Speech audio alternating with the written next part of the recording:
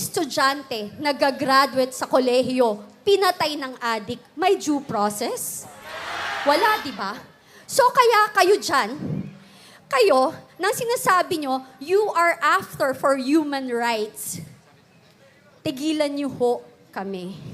Kasi kung human rights, mas binibigyan nyo ng pansin yung mga biktimang bata, kababaihan, at mga biktima ng pinapatay ng mga drug addict at nasirang buhay ng mga drug pusher and dealers. Hindi nanginginigo ako kasi pag kayo, alam nyo, kapag kayo po ay biktima, hindi nyo alam saan nanggagaling yung galit. Kasi hindi ko maintindihan bakit mas binibigyan ng pansin nila ang mga kriminal. Eto po yan.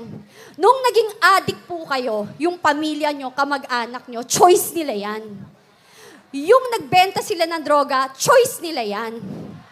Yung naging drug lords and drug dealers sila, choice din nila yan.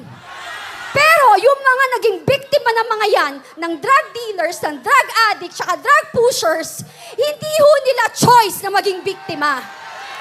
So please, tigilan nyo kami. If you want, pag-usapan natin ng human rights, mas ipaglaban nyo ang 2 taong ginahasa, 5 taong ginahasa, lolang ginahasa, ang pinatay na mawalang kamalay-malay, yun ang ipaglaban nyo. Yun ang masakit. Kasi pinaglalaban nyo kriminal.